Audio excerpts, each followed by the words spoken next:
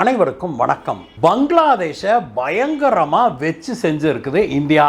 அதற்கு காரணம் என்ன அப்படிங்கிறத இந்த வீடியோவில் பார்க்க போகிறோம் நண்பர்களே. இந்தியாவுக்கு எதிரான நடவடிக்கைகளில் பங்களாதேஷ் ஈடுபடுது அப்படின்னு கடந்த சில நாட்களாகவே பார்த்து வர்றோம். அதில் உச்சம் வச்ச விதமாக நேற்றைய தினம் நடந்த ஒரு சம்பவம் தான் இன்றைக்கு இந்தியாவை உச்சகட்ட கோபத்துக்கு தள்ளி இருக்குது.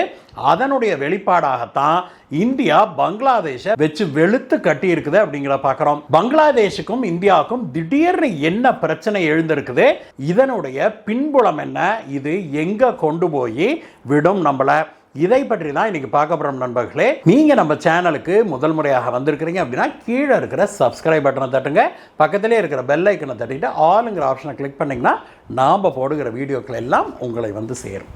வாங்க நண்பர்களே, வீடியோக்கு போகலாம்.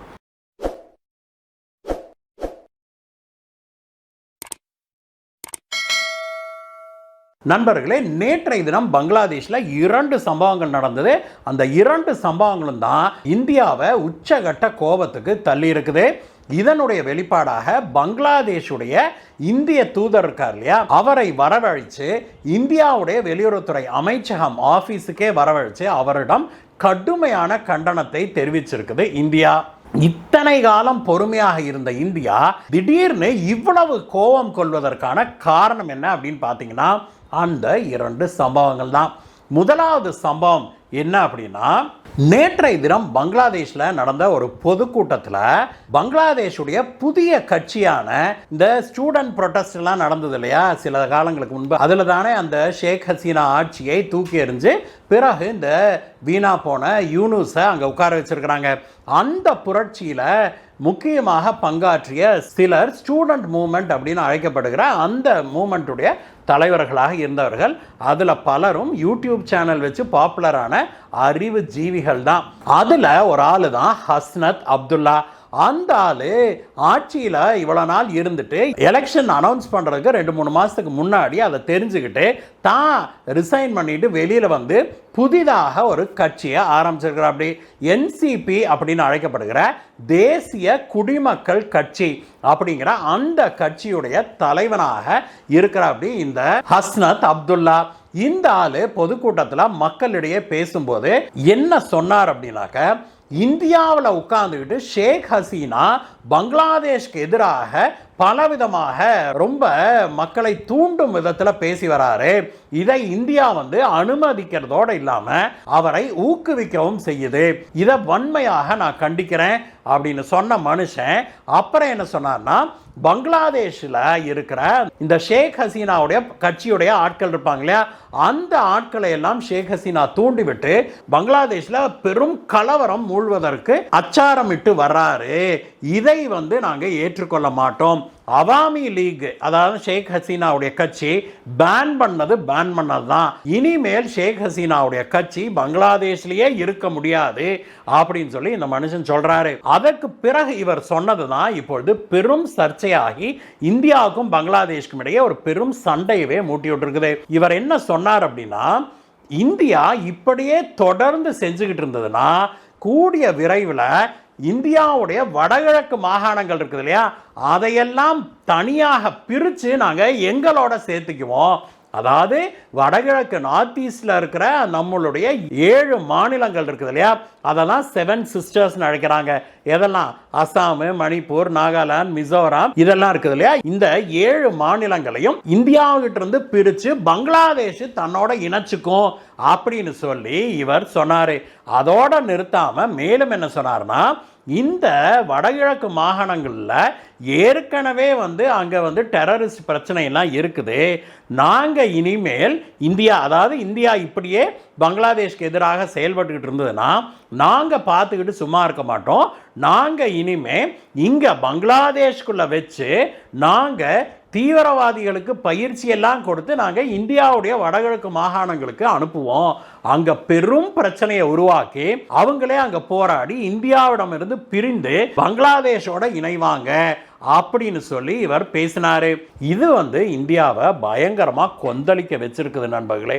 இவர் பேசிய உடனேயே அங்க இருந்த மக்கள் செய்த ஆரவாரத்தை பார்க்கும்போது அந்த வீடியோ, அவர் பேசின வீடியோ வைரலாகி இந்தியா முழுவதும் பயங்கரமா பரவி இருக்குது அப்படிங்கிறது நாம உங்களுக்கு சொல்லணும். அதை நீங்களும் பார்த்துருப்பீங்கன்னு நினைக்கிறேன். இவர் பேசின அந்த பேச்சை கேட்டு அங்கு கூடியிருந்த மக்கள் பயங்கரமா இந்தியாவுக்கு எதிராக கோஷம் எழுப்புறதையும் பார்த்தோம்.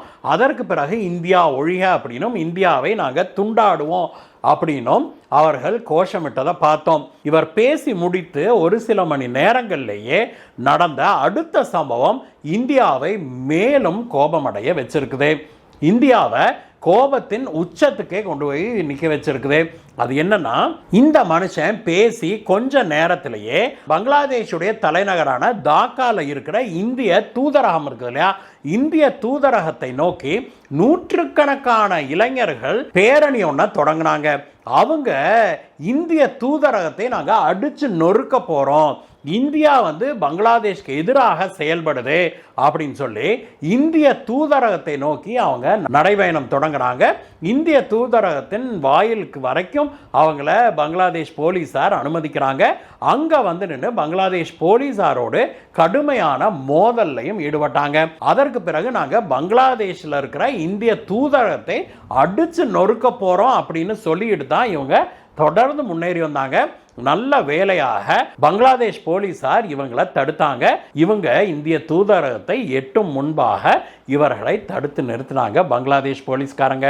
இந்த ரெண்டு சம்பவங்களும் பங்களாதேஷின் மீது இந்தியாவுக்கு கடுமையான கோபத்தை உண்டாக்கியது. உடனடியாக புதுடெல்லியில் இருக்கிற பங்களாதேஷ் தூதர் இருப்பார் இல்லையா, அவரை நேரா வாங்க அப்படின்னு இந்தியாவுடைய வெளியுறவுத்துறை அமைச்சக அலுவலகத்துக்கு வர சொல்லி அவருக்கு ஒரு டிமார்ஷே கொடுத்தாங்க. அதாவது அவருக்கு ஒரு கண்டன அறிக்கையை கொடுத்திருக்கிறாங்க நண்பர்களே. பங்களாதேஷ்ல இருக்கிற ஒரு சில தலைவர்கள் இந்தியாவுக்கு எதிராக, இந்தியாவின் இறையாண்மைக்கு எதிராக பேசி வர்றாங்க, இது ஏற்புடையதல்ல அப்படின்னும், அது மட்டும் இல்லாம இந்திய தூதரகத்தை நோக்கியே இப்படி தாக்குதல்களை தொடங்கி இருக்கிறாங்க பங்களாதேஷியர்கள். இதை பார்த்து கொண்டு பங்களாதேஷுடைய அரசாங்கம் சும்மா இருக்க கூடாது. இதுவரைக்கும் இந்தியா ரொம்பவுமே பொறுமை காத்து வந்திருக்குது. இனிமேலும் அவர் பேஷன்ஸ் இஸ் வேரிங் தின், நாங்கள் பொறுமை இழந்து வருகிறோம் அப்படிங்கிறத தெள்ள தெளிவாக பங்களாதேஷ் தூதருக்கு இந்திய வெளியுறவுத்துறை அமைச்சகம் எடுத்து சொல்லி இருக்குது. இதனால இப்பொழுது இந்தியாவுக்கும் பங்களாதேஷுக்கும் இடையே பயங்கரமான ஒரு டென்ஷன் உருவாக்கி இருக்குது நண்பர்களே. எது எப்படி இருந்தாலும் நண்பர்களே, அண்டை நாடுகளான பங்களாதேஷும் இந்தியாவும் ஒரு நல்ல உறவோடு இருக்கிறது தான் இரண்டு நாடுகளுக்குமே நல்லது. குறிப்பாக பங்களாதேஷுக்கு நல்லது. ஏன்னா பங்களாதேஷுடைய பொருளாதாரம் அப்படிங்கிறது இந்தியாவுடைய பொருளாதாரத்தில் 20ல் ஒரு பங்கு தான் அப்படிங்கிறதை நாம் இங்கே சுட்டிக்காட்ட வேணும். உலகின் ஆக ஏழை நாடுகள் பட்டியலில் இருக்குது பங்களாதேஷ். ஆனால் இந்தியாவோ உலகத்தின் 4வது மிகப்பெரிய பொருளாதாரமாக விளங்குது.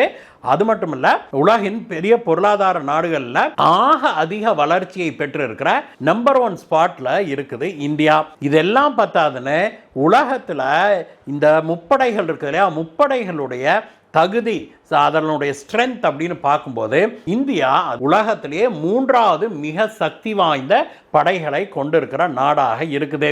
இப்படிப்பட்ட பாரத நாட்டோடு மோதுவது இந்த சுல்லாம் பங்களாதேஷுக்கு நல்லதா அப்படிங்கிறத இந்த அறவேக்காடு 7.5 யூனிஸ் யோசிக்க வேண்டிய தருணம் இது. இல்லைன்னா இந்தியா பங்களாதேஷை காலில் போட்டு மூட்டைப்பூச்சிக்கு நசுக்கிறப்ப நசுக்கிடும் அப்படிங்கிறதான் உண்மை. இதை பற்றிய உங்களுடைய கருத்து என்ன நண்பர்களே, கமெண்ட்ஸில் சொல்லுங்கள். இந்த வீடியோ உங்களுக்கு பிடிச்சிருந்தா ஒரு லைக் போடுங்க நண்பர்களே. அப்படியே உங்கள் நண்பர்களுக்கும் ஷேர் பண்ணுங்கள். மீண்டும் உங்களை வேற ஒரு வீடியோ சந்திக்கிறேன் கைஸ். Bye bye.